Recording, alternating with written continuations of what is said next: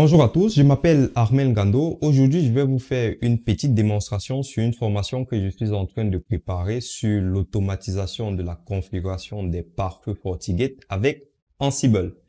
Alors, je suis connecté sur un pare-feu actuellement. Donc, je vais me connecter afin qu'on puisse voir l'interface d'administration. On va vérifier ensemble pour voir s'il y a déjà une configuration qui existe sur ce pare-feu-là. Donc, je vais aller regarder au niveau du réseau. Donc là, je vais aller sur les interfaces. Là, le port 1 est configuré, d'accord? Pour le reste des ports, on n'a aucune configuration. Du coup, je peux aller regarder la politique des pare-feux, d'accord?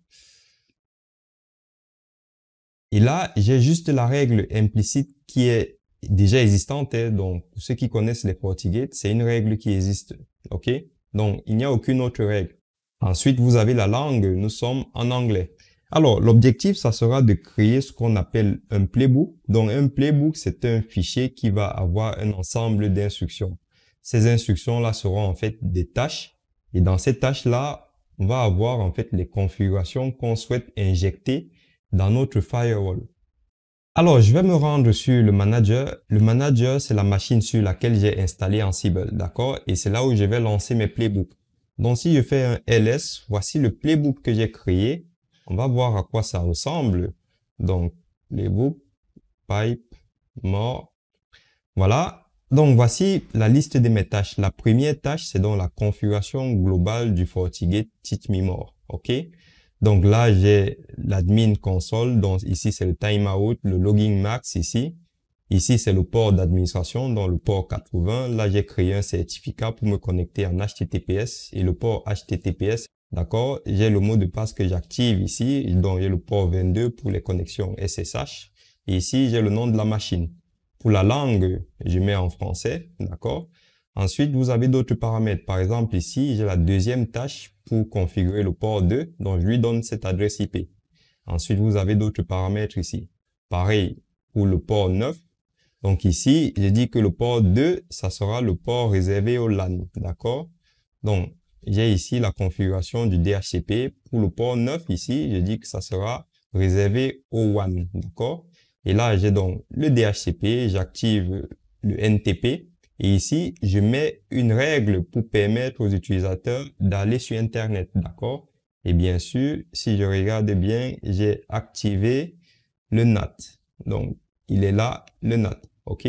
Donc, avec cette règle-là, c'est une configuration de base. Donc, si on vous donne 10 firewalls, on vous demande de configurer ces 10 firewalls. Au lieu d'aller sur chaque firewall, vous connecter sur l'interface d'administration et taper les commandes à la main, vous préparez un fichier comme ça et vous venez juste changer les adresses IP. Donc, toute cette partie-là, c'est ce qu'on va appeler en réalité un template de base, d'accord? Ça veut dire que quand je dis de base, ça veut dire tout simplement qu'il y a d'autres paramètres de configuration, mais qui ne seront pas propres à tous les firewalls. Dans ce cas, il faut faire des configurations spécifiques. Alors qu'avec ce template de base-là, vous pouvez l'appliquer sur tous les FortiGate. OK? Très bien. Donc, je vais lancer du coup mon playbook. Vous allez voir comment on va automatiser cette configuration-là. Donc, la commande, ça sera Ansible playbook-i FortiGate. Et là, je vais appeler mon playbook-u pour le user, donc c'est admin. Et là, je vais demander le mot de passe de l'admin. Donc, 1, 2, 3, 4, 5. Voilà. Et je lance la configuration. Donc voilà, quand vous voyez changer ici, ça veut dire que la configuration a été appliquée. Donc, tout marche bien. On est OK. La règle s'est appliquée. Parfait. Tout a bien fonctionné. Je peux repartir sur mon pare-feu. Donc, je vais faire un petit coup d'actualisation. Et là, on est sur la politique de pare-feu. Regardez ici, accès to Internet. La règle est bien activée. Ici, alors la traduction n'est pas bonne ici, mais vous voyez, je suis bien en français ici. Et qu'est-ce que j'avais mis d'autre? Si on part regarder dans le réseau, les interfaces, regardez, j'ai donc le port 2 qui est configuré ici. Et là, j'ai le port 9 qui est configuré. Alors, j'ai refait un petit coup d'actualisation. Vous voyez que le port 1 récupère bien une adresse via DHCP. Donc, si on regarde le playbook, hop, comme ça, Je regarde ici. Hop. Donc, il est bien en mode DHCP. Donc, très bien. Ensuite, si je regarde le port 2, j'avais dit aussi que j'activais le DHCP. Donc, je regarde ici, état DHCP, il est bien activé avec la bonne plage. Donc voilà, tout fonctionne très bien. J'espère qu'à partir de cette démo, vous avez vu quel est l'intérêt d'utiliser Ansible pour faire du déploiement massif de configuration. Si vous êtes déjà abonné à ma chaîne YouTube, n'hésitez pas à en parler autour de vous afin que notre chaîne puisse être connue.